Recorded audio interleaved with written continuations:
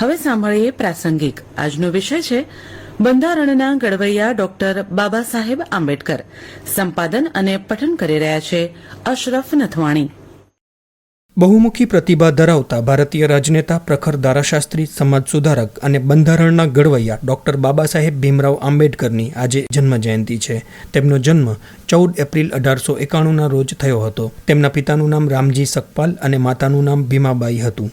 1907માં મેટ્રિકની પરીક્ષા પાસ કર્યા બાદ વડોદરા રિયાસતના રાજવી સયાજીરાવ ગાયકવાડ ત્રીજા દ્વારા આપેલ શિષ્યવૃત્તિથી ઉચ્ચ શિક્ષણ માટે મુંબઈની એલ્ફિન્સ્ટન કોલેજમાં દાખલ થયા, જ્યાંથી 1913માં મુંબઈ યુનિવર્સિટીની BAની પદવી હાંસલ કરી. 1913થી 16ના સમયગાળા દરમિયાન અમેરિકાની કોલંબિયા યુનિવર્સિટીમાં ડોક્ટરેટની પદવી માટે અભ્યાસ કર્યો. વર્ષ 1917માં ત્યાંથી PhDની પદવી પ્રાપ્ત કરી સ્વદેશ પાછા ફર્યા. તે પૂર્વે 1916માં ઇંગ્લેન્ડથી બેરિસ્ટર થવા માટે સત્ર ભર્યા અને લંડન સ્કૂલ ઓફ ઇકોનોમિક્સની DScની પદવી પ્રાપ્ત કરી. વડોદરા રિયાસતની શિષ્યવૃત્તિ પ્રાપ્ત કરી તે સમયે તેમની સમક્ષ પ્રસ્તુત કરેલ શરત મુજબ તેઓ વડોદરા રાજ્યની સેવામાં દાખલ થયા.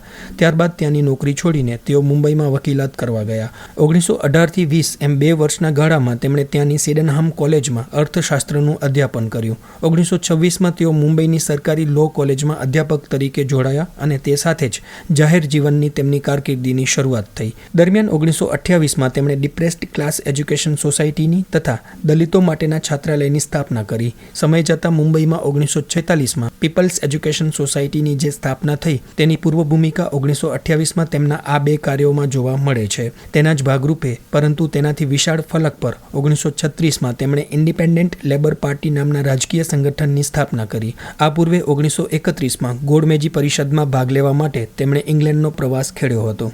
1935થી 38ના ગાળામાં તેમણે મુંબઈની સરકારી લો કોલેજના આચાર્યનું પદ શોભાવ્યું હતું, જ્યાં ન્યાયશાસ્ત્ર અને બંધારણીય કાયદાના નિષ્ણાંત તરીકે તેમને ખ્યાતિ પ્રાપ્ત થઈ. 1942થી 46ના સમયગાળા દરમિયાન તેઓ વાઇસરોયની એક્ઝિક્યુટિવ કાઉન્સિલમાં પણ જોડાયા હતા, જ્યાં તેમને શ્રમ ખાતું સોંપવામાં આવ્યું હતું. 1946માં ડોક્ટર આંબેડકરની પહેલથી મુંબઈમાં સ્થાપવામાં આવેલી પીપલ્સ એજ્યુકેશન સોસાયટીના નેજા હેઠળ મહારાષ્ટ્રમાં દલિતો માટે ઘણી શિક્ષણ સંસ્થાઓ અને છાત્રાલયો શરૂ કરવામાં આવ્યા છે. ઓગસ્ટ 1947માં ભારતને સ્વતંત્રતા મળી ત્યારબાદ પંડિત જવાહરલાલ નહેરુના નેતૃત્વ હેઠળ આઝાદ ભારતની જે પ્રથમ સરકાર કેન્દ્રમાં રચાઈ તેમાં ડોક્ટર આંબેડકરને કાયદા ખાતું સોંપવામાં આવ્યું હતું. સાથોસાથ સ્વતંત્ર ભારત માટે બંધારણનો જે મુસદ્દો બંધારણ સમિતિ દ્વારા ઘડવામાં આવી રહ્યો હતો તે મુસદ્દા સમિતિના ચેરમેન પદે ડોક્ટર આંબેડકરની વરણી કરવામાં આવી. 9 ડિસેમ્બર 1946માં પ્રથમવાર બંધારણ સભા દિલ્હીમાં મળી. 29 એપ્રિલ 1947માં બંધારણ સભાએ અસ્પૃશ્યતાને કાયદા દ્વારા ભારતમાંથી નાબૂદ થયેલી જાહેર કરી. અનેક મુશ્કેલીઓ અને નાદુરસ્ત તબિયત વચ્ચે પણ ડોક્ટર આંબેડકર અને બંધારણ સમિતિએ ફેબ્રુઆરી 1948ના છેલ્લા અઠવાડિયામાં ભારતના બંધારણની કાચી નકલ તૈયાર કરી અને બંધારણ સભાના પ્રમુખ ડોક્ટર રાજેન્દ્ર પ્રસાદને સુપ્રત કરી. બંધારણના કાચા મુસદ્દાને દેશના લોકોની જાણ માટે અને તેઓના પ્રતિભાવો જાણવા માટે 6 માસ સુધી જાહેરમાં મૂકવામાં આવ્યો. 4 નવેમ્બર 1948ના રોજ ડોક્ટર આંબેડકરે ભારતના બંધારણને બંધારણ સભાની બહાલી માટે રજૂ કર્યું. 26 નવેમ્બર 1949ના રોજ બંધારણ સભાએ દેશનું બંધારણ પસાર કર્યું. 26 જાન્યુઆરી 1950થી ભારતનું બંધારણ અમલમાં આવ્યું અને દેશ પ્રજાસત્તાક બન્યો.